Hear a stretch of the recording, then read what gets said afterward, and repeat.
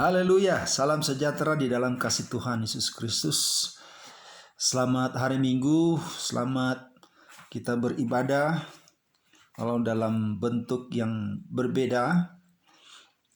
Ibadah penyampaian firman Tuhan khususnya dalam bentuk live streaming.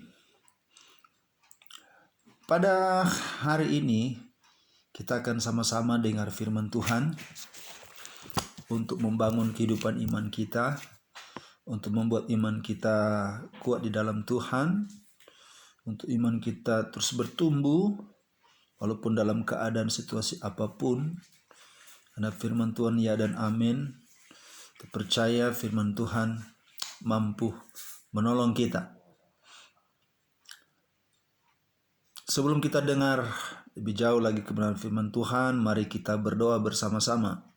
Bapa, di dalam nama Tuhan Yesus, saatnya kami akan sama-sama dengar firman-Mu. Roh Kudus berimpartasi atas setiap penyampaian firman Tuhan, sehingga apa yang kami dengar, apa yang disampaikan, itu benar-benar firman yang hidup dan berkuasa, yang memberkati kami semua. Setiap yang mendengar, Roh Kudus bantu tolong sehingga Tuhan berikan pengertian, dan biar apa yang didengar, apa yang disampaikan itu menjadi suatu kekuatan dalam kehidupan iman percaya kami. Terima kasih dalam nama Yesus. Haleluya. Amin. Pada penyampaian firman Tuhan pada hari ini, kita akan melihat di dalam Matius 24 ayat 3 sampai 14. Kebenaran firman Allah berbicara tentang satu keadaan di mana hari-hari yang berat terjadi di akhir zaman. Dan di hari-hari yang dikatakan akhir zaman inilah pada hari ini. Karena apa yang disampaikan Yesus itu saat permulaan zaman ini, puluhan 2000 tahun yang lalu, dalam Matius 24, bahwa akan terjadi satu masa keadaan yang sangat berat. Dan kita tidak bisa hindari akan hal ini. Ada beberapa hal yang disampaikan, yaitu pertama akan terjadi penyesatan. Yang kedua akan terjadinya gempa bumi yang dahsyat.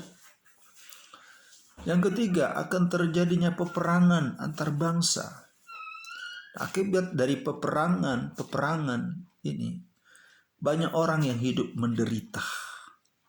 Karena tidak ada hal yang baik dari ketika bencana itu terjadi, gempa bumi itu terjadi, peperangan itu terjadi.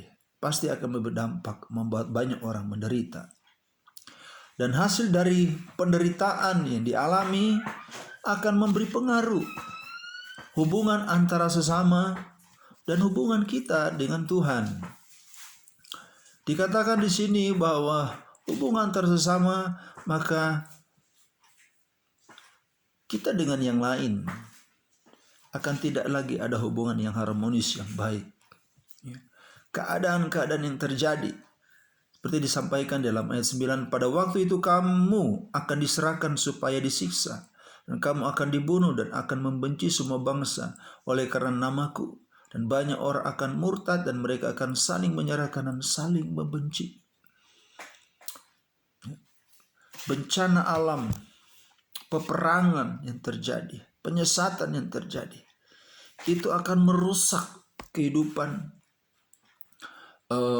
hubungan kita antar sesama.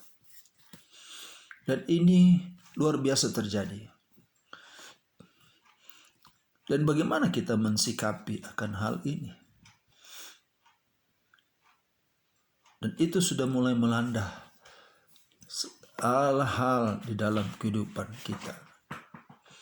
Yang luar biasanya dikatakan orang akan saling membenci. Saling membenci. Dan yang kedua, kehidupan orang percaya dikatakan di hari-hari itu banyak tidak tahan. Mereka akan mengundurkan diri. Mereka tidak lagi hidup beriman percaya kepada Tuhan. Mereka tidak lagi benar-benar sungguh-sungguh berharap kepada Tuhan. Mereka tidak lagi sungguh-sungguh mengasihi Tuhan. Karena dikatakan, dan mereka akan makin bertambah kedudukan, maka kasih kebanyakan orang akan menjadi dingin. Ini keadaan yang luar biasa. Apa pesan Tuhan bagi kita? Ayat 13, tetapi orang yang bertahan sampai pada kesudahannya akan selamat.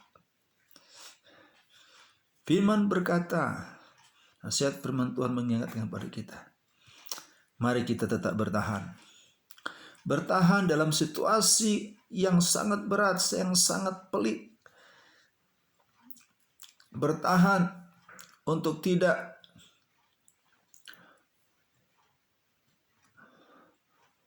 ikut dengan keadaan yang ada. Bertahan dalam apa? Tetap bertahan di dalam iman kita. Tetap berharap kepada Tuhan. Tetap kasih kita kepada Tuhan. Kita tidak membalas kebencian dengan kebencian. Kekerasan dengan kekerasan. Orang lain bisa melakukan hal itu kepada kita. Tapi kita tidak melakukan hal itu. Dan yang luar biasa yang Tuhan mau, kita tetap bertahan. Apapun yang terjadi, kita tidak mundur. Kesusahan bisa terjadi, kesulitan bisa terjadi, aniaya dan sebagainya. Tapi mari kita tetap bertahan. Apa dampak dari ketika kita bertahan? Ya. Nah, saya percaya, saudara, kalau Tuhan memberi satu harapan bagi kita untuk kita untuk bertahan. Dia katakan orang yang bertahan sampai pada kesudahannya akan selamat.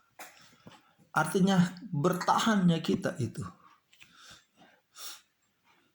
Di situ ada intervensinya Tuhan.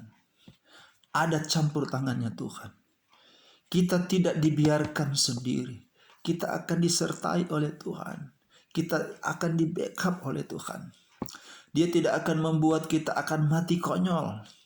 Dia tidak akan membuat kita tersiksa dengan keadaan yang ada. Kenapa? Di situ ada campur tangannya Tuhan. Ada janji Tuhan bahwa akan selamat. Di tengah penderitaan yang sangat-sangat dahsyat terjadi. Ya, dalam segala hal. Ya, di saat ingat, di situ ada campur tangan Tuhan. Tuhan menggambarkan seperti apa yang dalam Yeremia 17 dikatakan ayat 7. Diberkatilah orang yang mengandalkan Tuhan, yang menaruh harapannya pada Tuhan. Ia akan seperti pohon yang di tepi air, ditanam di tepi air, yang merambatkan akar-akarnya di tepi batang air, dan yang tidak mengalami datangnya panas terik, yang daunnya tetap hijau, yang tidak khawatir dalam tahun kering, dan yang tidak berhenti menghasilkan buah. Diterjemahkan arti bertahan sampai pada kesudahannya, masih selamat. Artinya bertahan di sini dikatakan kita tetap terus mengandalkan Tuhan, tetap dengan Tuhan. Jangan mengandalkan kekuatan kita, jangan mengandalkan kekuatan orang lain. Jangan menaruh harap kepada orang lain atau menaruh harap kepada kita. Tapi menaruh harap hidup kita kepada Tuhan. Hari-hari ini mungkin kita sedang mengalami satu keadaan yang mulai hilang pengharapan, mulai tawar hati kita, mulai rusak hati kita, mulai kacau pikiran kita, karena situasi keadaan yang begitu amat sangat membuat kita terasa menderita. Tapi firman Tuhan berkata, mari kita tetap mengandalkan Tuhan. Kita tetap menaruh harapnya kepada Tuhan. Karena ada janji Tuhan. Ia akan seperti pohon yang ditanam di tepi aliran air. Yang merambatkan akarnya di tepi air. Dan yang tidak mengalami datangnya panas terik. Ini janji Tuhan. Keadaan yang berat bagaimanapun. Situasi di siang kita yang berat bagaimanapun, ketika kita tetap mengandalkan Tuhan, ketika kita tetap menaruh harap pada Tuhan, di situ Tuhan katakan kita tidak akan mengalami datangnya panas terik.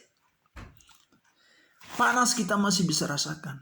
Tapi panas terik ini artinya panas yang begitu menyengat, yang bisa membuat kita tidak berdaya. Tapi Tuhan berkata tidak akan alami itu.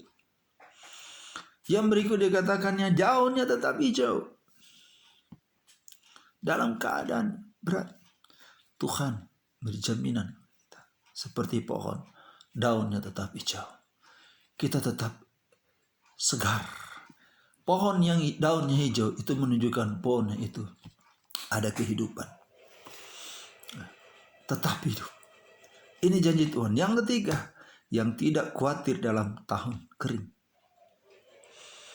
Akan melewati, akan alami tahun-tahun yang kering, tahun yang sulit. Tapi janji Tuhan, kita tidak perlu khawatir. Tidak perlu khawatir. Bagaimana caranya? Kita nggak usah pusing bagaimana cara Tuhan akan memelihara ketika kita ada di tahun-tahun yang kering. Tahun-tahun yang sukar melihat hal-hal yang baik dalam kehidupan kita. Dan yang terakhir dikatakan, dan yang tidak berhenti menghasilkan buah. Ini hal yang luar biasa. Janji Tuhan. Karena Tuhanlah firman-Nya berkata, Apolos yang menanam, Paulus yang menyiram. Tuhan yang menumbuhkan. Tuhan yang membawa hasil pertumbuhan itu. Hasil itu pohon itu. Firman Tuhan sampaikan bagi kita. Mari kita tetap terus bertahan. Situasi bagaimanapun. Kita tidak bisa merubah situasi kondisi yang ada. Kita tidak bisa merubah orang lain. Orang untuk berbuat baik kepada kita. Orang jangan berbuat jahat. Orang jangan berbuat hal-hal yang tidak benar. Atau apapun. Tapi kitalah yang harus membawa kehidupan yang berubah di dalam Tuhan. Orang bisa membenci kita. Tapi jangan kita membenci orang. Tidak mengasihi kita, tidak peduli kita. Kita jangan ikut. Orang boleh tidak berpengharapan. Orang boleh hilang kasih mereka. Tapi kita tidak. Orang boleh tidak bertahan. Tapi kita tetap bertahan. Ya. Dalam keadaan apapun. Mungkin kita sedang mengalami keadaan sebagaimana Paulus sebagai hamba Allah mengalami satu situasi kondisi di mana dia berkata dia sedang memikul satu beban yang berat, yang besar. Dan rasanya sudah putus asa. Tapi oleh kasih karunia Tuhan, dia tetap bertahan. Dia ingat akan kasih Allah yang luar biasa. Biarlah firman Allah pada siang hari ini, pagi hari ini, mengingatkan kita untuk kita tetap bertahan. Sampai kapan? Sampai waktu yang Tuhan berikan dalam setiap kita. Tuhan punya waktu. Tentu kita ingin supaya dalam keadaan yang sukar sulit membuat kita menderita itu cepat berlalu. Tapi ingat firman Allah pun berkata, Tuhan tidak akan memberi pencobaan-pencobaan, masalah, penderitaan melebihi kekuatan kita. Puji Tuhan, ini pesan firman Tuhan bagi kita. Hadapi setiap keadaan situasi yang ada. Jangan lari. Tetap bersandar berharap kepada Tuhan. Andalkan Tuhan. Percaya Tuhan kita hidup, Tuhan kita berkuasa. Tuhan Yesus memberkati kita semua. Mari kita berdoa. Bapa, dalam nama Tuhan Yesus, kebenaran firman Allah sudah disampaikan. Roh Kudus terus berkarya bagi kami. Ingatkanlah kan firman-Mu yang hidup. Firman Tuhan bagikan air yang terus memberi kehidupan kepada pohon yang tertanam, yang terus bergerak, berjalin hubungan. Itu Tuhan, tolong umat-umat-Mu dimanapun mereka berada saat ini. Dalam keadaan situasi hari-hari yang sukar sulit, mereka tetap terus menaruh harap sungguh kepadamu. mengandalkan Tuhan. Dan mereka boleh melihat hidup mereka. Tuhan menyatakan satu keajaiban yang luar biasa. Tuhan punya cara dan waktu yang terindah. Taruh terus firman-Mu atas kehidupan umat-umat-Mu untuk tetap menaruh harap kepadamu. Tetap mengasihi Tuhan. Dan boleh melihat Tuhan punya waktu, cara yang ajaib.